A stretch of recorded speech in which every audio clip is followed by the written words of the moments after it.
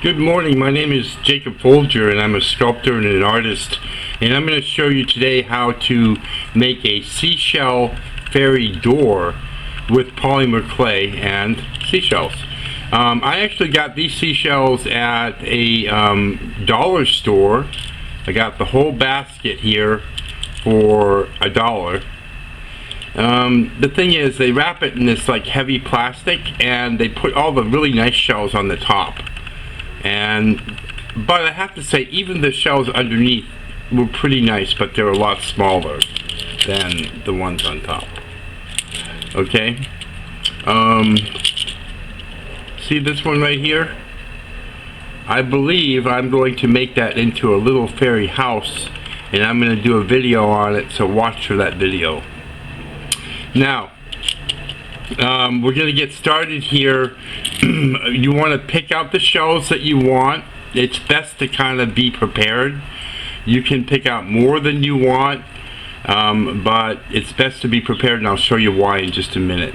So I'm going to use this shell for the door, and then I've got some other shells set aside here. I'm going to set this out of the way.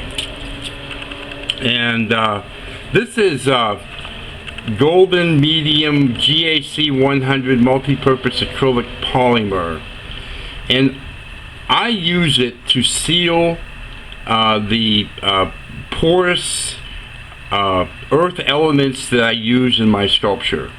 If the stones that I do or the seashells I work with are porous, the polymer clay will not stick to it very well. Okay, so what I do is I pour this into a little vessel like this. Is probably big enough. It doesn't require much, and I'm going to put that information on the tool and supply list.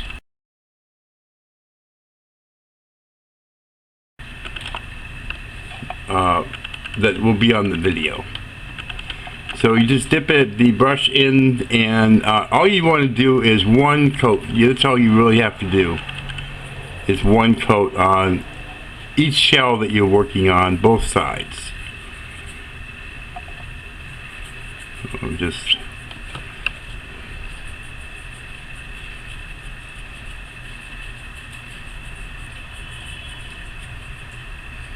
Now later, when you're done with your fairy door, you can paint it. You can paint it any way you like.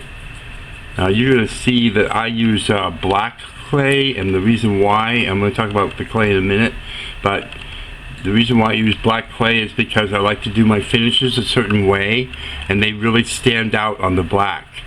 So rather than paint each sculpture after I make it, because I sculpted it in a different color clay, I just sculpted it all in black. So that's why I'm always using black. You see it in my videos frequently.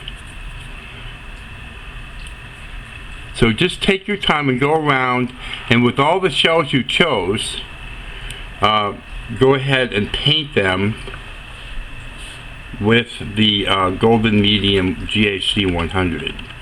And then set them aside. They'll take about 10 minutes to dry, and then when you're done, make sure that you wash your brush in water, or it will be ruined, because the acrylic will harden and you won't be able to use the brush anymore. So there we go. Okay, so I've got my shells all painted. I hope you do too. And we'll move on here, and then we want to talk about the clay for a few minutes. This is polymer clay. When it's baked in a household oven, it becomes very hard, like plastic, and it's very durable, and it'll probably last a very long time. I really like it because almost anybody can use it and be able to make some really nice things and it doesn't require a kiln or anything that is expensive to cook it. Most people have a household oven or know somebody that does. The clay does need to be conditioned before you use it. You want to knead it the way I'm doing this here, squeezing it or whatever, to get all the ingredients of the polymer clay kind of working together like they should be. It only takes a few minutes really to do this. And the best way to tell when it's done is when it feels nice and soft and pliable and is kind of warm to your hand. It's like warm like your hand would be. There's a lot of brands of polymer clay, and I've used several, but the one I like the most is Sculpt 3. And I want to stress the 3 because there's a couple different brands of Sculpt out there that are really not good for sculpting. You want to have something that will hold form and something that you can detail and do things with. And some of the clays they have, the polymer clays they have, are really soft, and some people even equate them to peanut butter. So you can't sculpt with peanut butter. So clearly, you want to get, if you're going to buy Sculpt, get Sculpt 3. I said a minute ago that I use black clay, and the reason why is because my finishes on black clay really look nice. But you can get white clay. Sculpt 3 comes in a variety of colors, and so you can just use whatever color you want. You can finish your sculpture any way you want. It's your sculpture, obviously. Okay, so now what I want to do is the shells are starting to dry. It's good to have a flat board to work on, and then just to prevent the clay from sticking to the board, it'd be a really good idea to put down just a sheet of paper. I just fold a sheet of paper. I fold it halfway like that, and then I sculpt on that. That way it won't stick to the board. So just make sure you do that.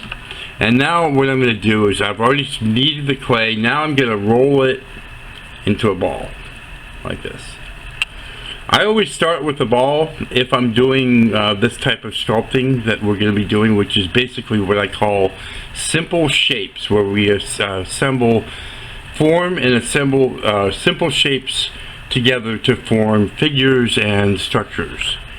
Okay, so the rolling the clay with gentle pressure will take away imperfections, and see that imperfection in there. It'll roll it a little bit more, so it'll make it nice and smooth, and it's a nice starting point.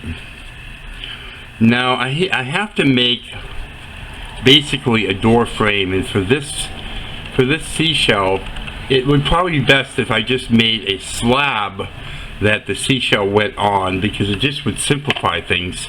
So that's what I'm going to do. I'm going to slowly start to flatten the clay to make it big enough for the shell to go on, and I'll show you how I do that. So we just squeezing like this. You can pull a little bit, stretching to speed it up. Let's see where we're at here. Okay, I want it a little bit bigger than that.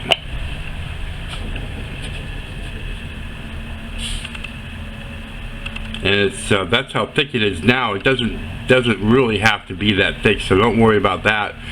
Maybe about a 1/4 inch thick would be fine. And just go around. If you look at the edge like this, you can go around. You can see how thick it is.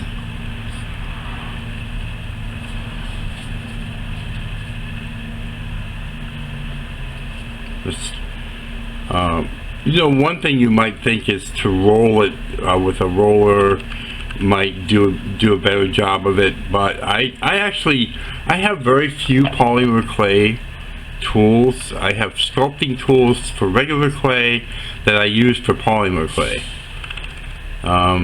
So they do have all kinds of tools and things you can get, but I don't really want to be bothered with it. I want to use what I'm used to using, and mostly I'm used to using my fingers and my a couple sculpting tools that I've been carrying around for many years. So we'll go over that a little bit if we need them. So now I want the door to be kind of like this and then flat on the bottom. So what I'm going to do is I'm going to start to pull this, assuming this is the top of the door. I just want to start pulling this down and pulling this down.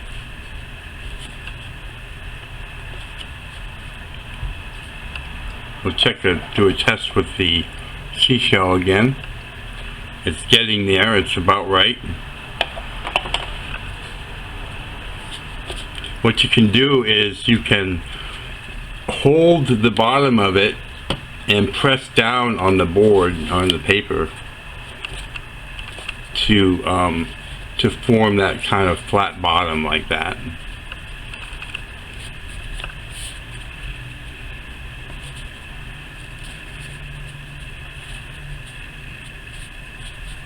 Okay, so we're about there.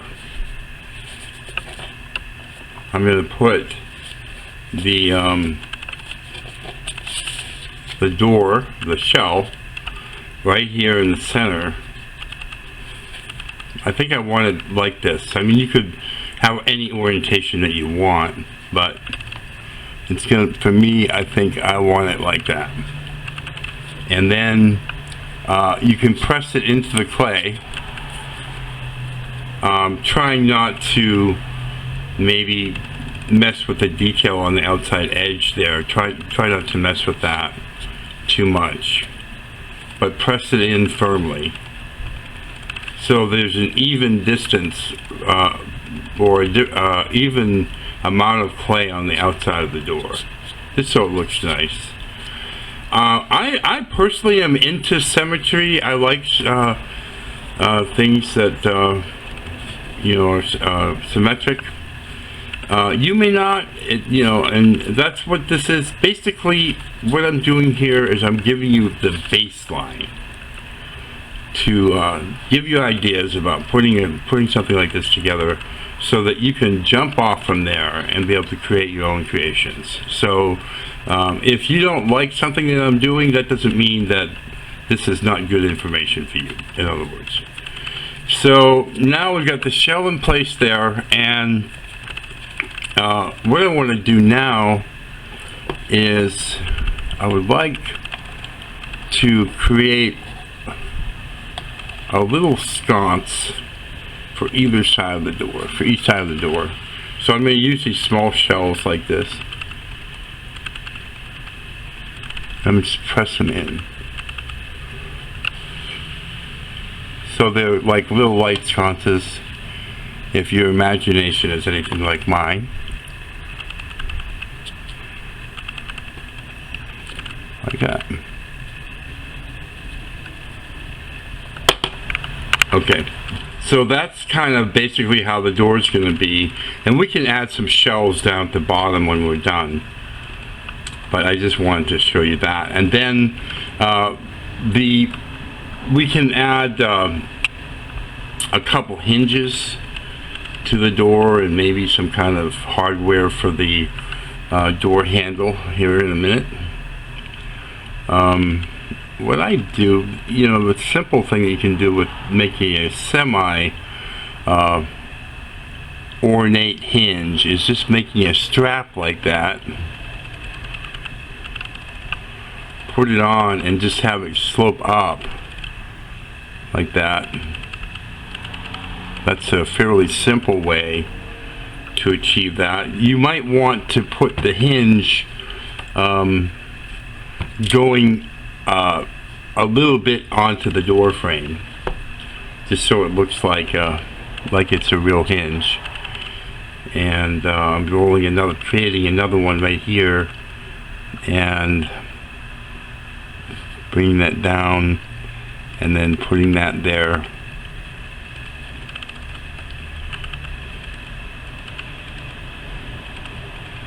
And if you hadn't sealed the shell, it's a headache, because the clay doesn't really stick to it, and it's troublesome.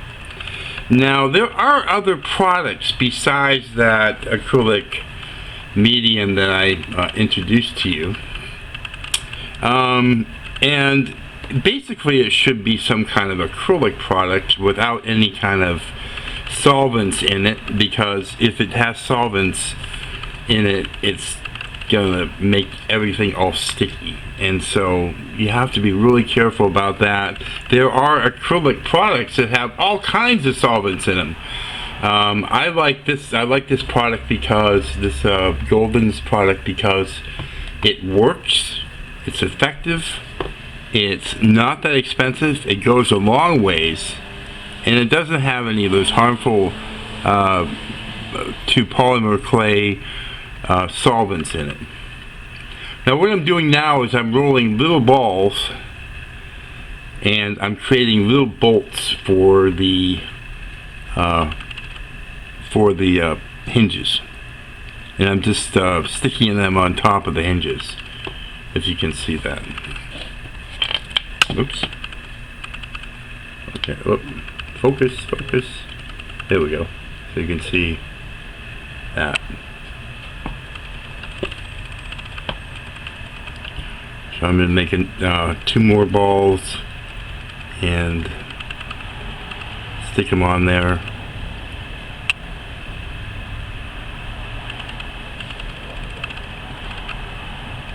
Like that. And that's a nice little added thing you can do with your door. And then earlier I did a door that wasn't, I actually, until last night, had never done a door with a seashell, a fairy door with a seashell like this. I got the idea and I thought, why not? That'll be fun. And so last night I sculpted a few different designs, and then this morning I did a couple more. And one of the ones I did, it had a ring on the door, a ring for the door handle. But I'm not going to do that today, because this shell to me has a fragile appearance. And so I don't want to bulk it up, and the ring is kind of bulky. So I'm going to just roll a little shape like this. And I'm going to put the point down. And it's just going to be like a little door handle for those little hands. Okay? There we go.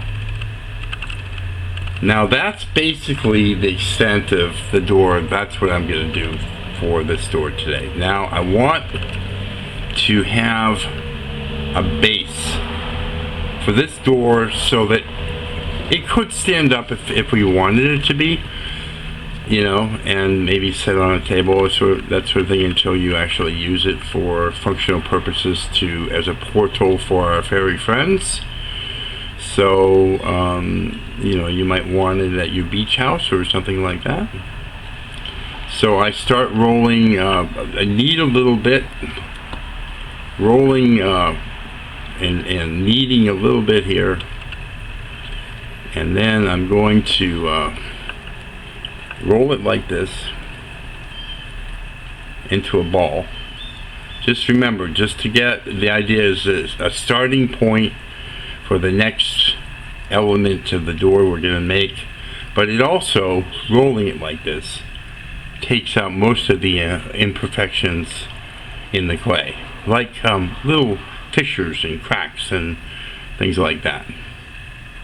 Okay, and then I'm going to roll it into a oblong shape, or even a noodle.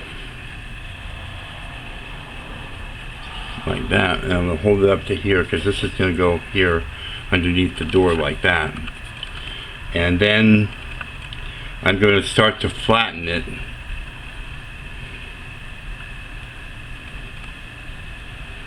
And basically you want it to be uniform in size.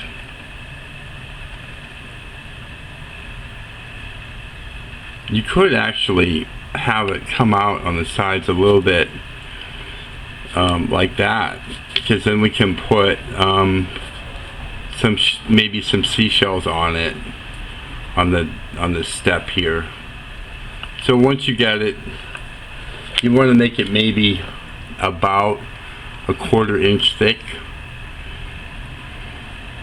And that's for this design. You don't have to do this, but I'm showing you, I want to show you how to make it freestanding if you want to have it. So you don't have to adhere it to the wall. You can just stick it down on the baseboard and have it stand up right there by itself without having to do any kind of figuring out how you're going to actually get it to stick to the wall. It should stand up straight and flush to the wall. So I'll set that there to start, and then gently press it in and to join the door itself.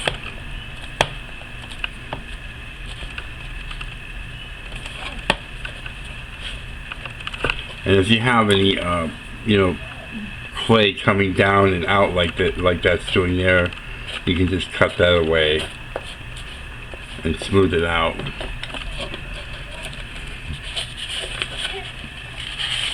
See, it comes right off the paper. The other thing you can do is this gap here, you can fill that in or blend it in by doing this, or just hold it all gently.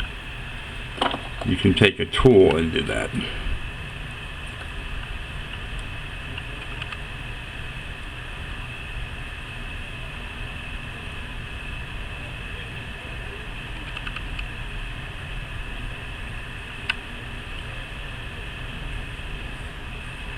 Okay, and then let's remove this board for a minute, and then see if it can stand up, and just adjust it like that, so you know it can stand up. Make sure it's not sticking to the table, and that's the reason why it's standing up. Again, you can put a piece of paper under there to make sure it's not sticking, and then just make sure it can stand up straight like that. Looks like it can stand up okay. Now, when you bake it, we'll get to that later on, but when you bake it, you definitely want to lay it flat. Don't cook it, don't bake it standing up like that. It could warp or curl or something like that. Caused by gravity pulling on the clay. Okay. So you can also take some shells and put them around the base here. Just press them into place like that. A couple different ones.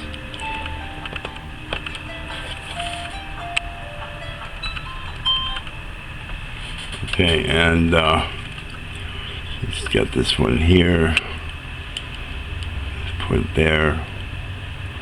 A little one here, and just press them down into the clay, so that you don't want the clay to obscure it, but you want it to be settled down in it pretty well.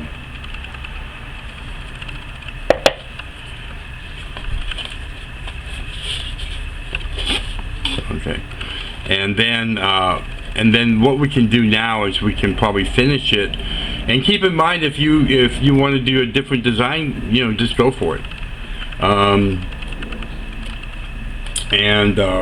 So we're going to do the finishes. I want to talk about that for a minute. This is Pearl X pigments, powdered pigments.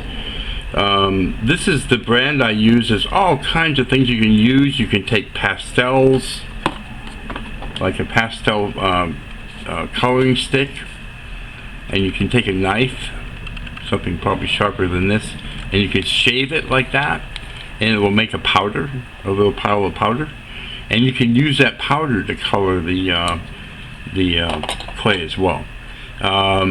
You can also, once it's cooked, you can bake, you can paint it, but there's a lot of options out there. This is just something that I do. It's kind of my signature finish, basically. So it comes in a lot of colors. The ones I use the most are, I have a gold or bronze. It's just a little thing so that kind of contain it. This is green.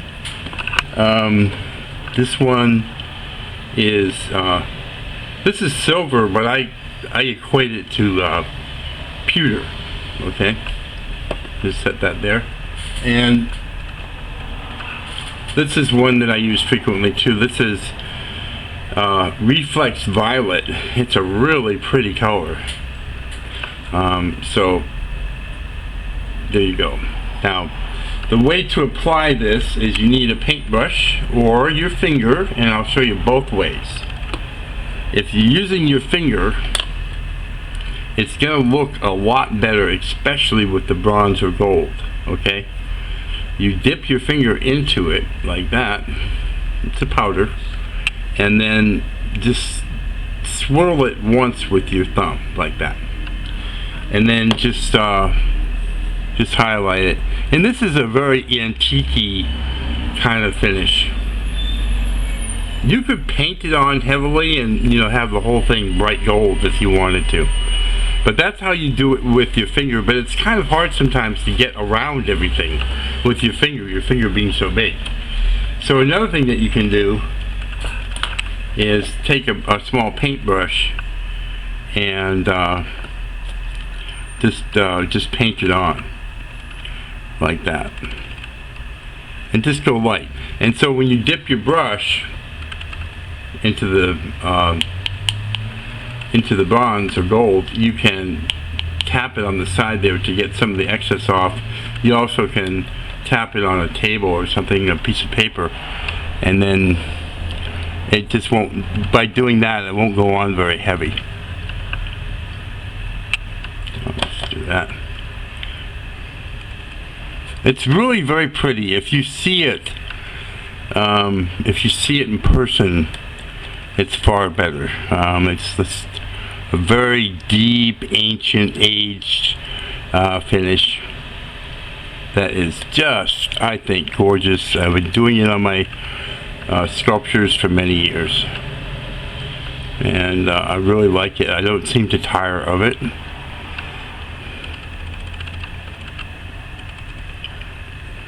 And this is, of course, before baking. We're now doing this before baking.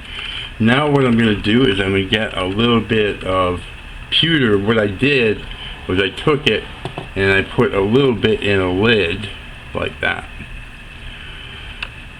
You can just wipe the brush off on a piece of cloth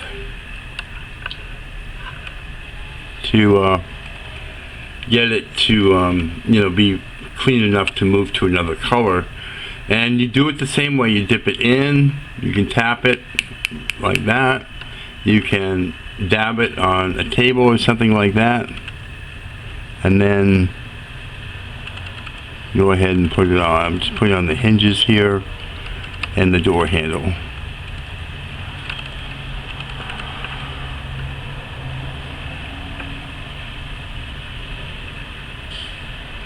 Now we're going to talk about cooking, so I'm just put all this, set this aside. We're going to talk about cooking here, baking. Baking is the correct term, and so you want a conventional household oven, and the way you do it, it's you preheat the oven to, this is for Sculpt 3. If you're using a different clay, it's probably going to have a different cook time. But for Sculpt 3, it's 275 degrees, preheated oven, 1/4 inch of mass of clay, the thickest portion of the sculpture. If that is a 1/4 inch, then you cook it for 15 minutes, cook it for half an hour. If it's an inch, you would cook it for an hour, I believe. So, and then now we want to just go back before you go and cook it. You might want to take a good long look at it, make sure there's nothing that you missed that you don't like, and then you would.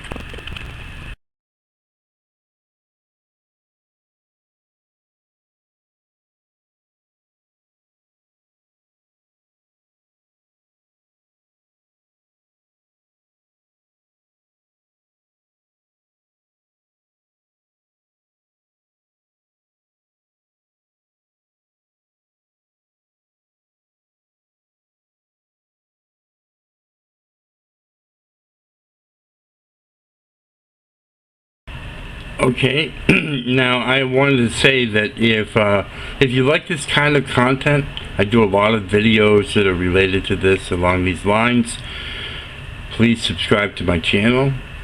Please rate the video, and please make a comment, leave a comment for me also when you watch the video.